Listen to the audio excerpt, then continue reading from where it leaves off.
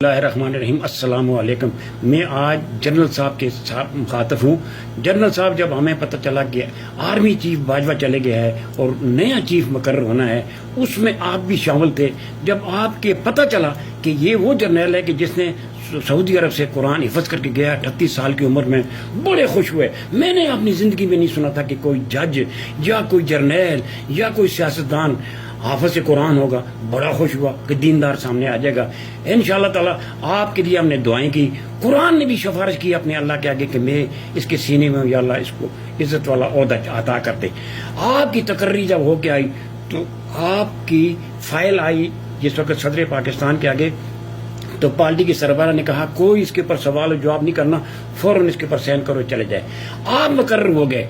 ادھر حضرت عمر فاروق رضی اللہ تعالیٰ عنہ جب خلیفہ مقرر ہوئے تو سب سے پہلے انہوں نے اپنے اوپر ایک سوال کیا کہ دریائے دجلہ کے پاس اگر کتا پیاسا مرے گا تو مجھ سے اللہ تعالیٰ پوچھے گا کہ تیری حکومت تھی تو یہ کتا کیوں پیاسا مرا ہے۔ یہ سوچ تھی حضرت عمر فاروق رضی اللہ تعالیٰ عنہ کی۔ میں کہتا ہوں، میں جاتا ہوں کسائی کے پاس گوشت لینے، اس کو 1 کلو گوشت لیتا ہوں، وہ چھچڑے مچڑے صفا ستھرا کر کے بوٹی میرے ہاتھ میں دیتا ہے، یہ لو گوشت لے کے جاؤ۔ جنرل صاحب، تو نے 16 پارٹیوں کے جتنے قاتل، ظالم، زانی، بدکار جتنے بھی تھے، تو نے تو چھچڑے بھی نہیں صاف کرے، تو نے سب ہمارے اوپر مسلط کر دیے، اور تو نے کھلا اختیار دے دیا، سیاہ کرو سفیدی کرو، تمہیں کوئی پوچھنے والا نہیں۔ چلو آپ نے تو یہ تقرری کر دی، مگر جب پیغمبر کے اوپر امتحان آتا ہے تو اگر کسی ولی کے اوپر آتا ہے تو اللہ کسی سے پوچھتا نہیں ہے، وہ اس کا اپنا ایک نظام ہے۔ عمران خان کے اوپر ایک آزمائش اللہ کی آ گئی۔ اگر آپ یہ خوش ہوتے ہوں گے جنرل صاحب کہ آپ نے سزا دی، یا کوئی سیاستدان خوش ہوتا یا کوئی جج خوش ہوتا ہوگا، کسی کے باپ کی بھی مجال نہیں ہے کہ اس کو سزا دیتا۔ اس کو جو سزا ملی ہے میری اللہ کی طرف سے ملی ہے۔ صرف جب جیل میں گیا تو اس نے کہا دیکھو مجھے کچھ نہیں چاہیے، جہاں مرضی رکھو، مجھے میری تسبیح ٹوٹ گئی ہے وہ دے دو، مجھے مسلح دے دو، مجھے قرآن معنی والا عطا کر دو۔ باقی اس نے کچھ نہیں مانگا۔ کیوں کہ جب یوسف علیہ السلام کو سزا ہوئی نا، تو جب جیل میں گیا تو وہاں 2 قیدی آگے بھی تھے، ان کی صبح رہائی تھی، تو جب جانے لگے تو ایک کو سزائے موت تھی تو دوسرے نے عزیز مصر کی خدمت کرنی تھی۔ جس نے عزیز مصر کی خدمت کرنی تھی تو اس کو یوسف علیہ السلام نے کہا دیکھو تو جائے گا عزیز مصر کے پاس، اس کی خدمت کرے گا، شراب پہ لائے گا، یہ کرے گا وہ کرے گا، میری سفارش کرنا رہائی کی، مجھے بھی رہائی مل جائے۔ فوراً میرے اللہ تعالیٰ کا پیغام آ گیا، یوسف تجھے کنویں میں بچانے والا کون تھا؟ یوسف تجھے عزیز مصر کے گھر بھیجنے والا کون تھا؟ یوسف تجھے زلیخا کے جنگل سے بچانے والا کون تھا؟ یوسف آج تو اپنی زندگی کی رہائی مانگتے عزیز مصر سے؟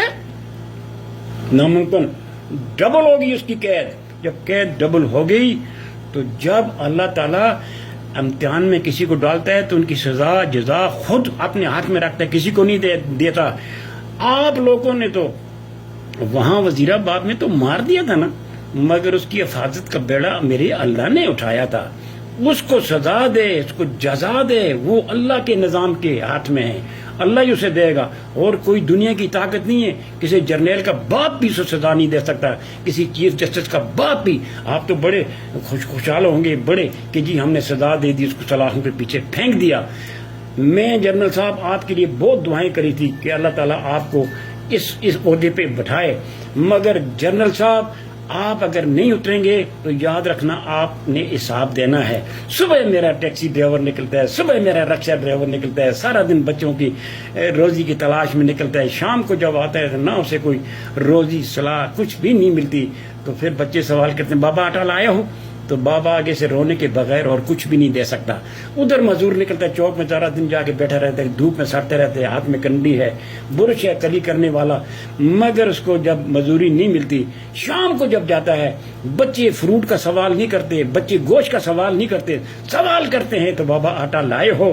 اب اس کے رونے کے سوا اور کچھ نہیں ہے۔ جنرل صاحب پھیتے اتر نکل بازار میں آ، اپنا بیس چینج کر کر دیکھ اللہ کی مخلوق کے ساتھ کیا بیتری ہے۔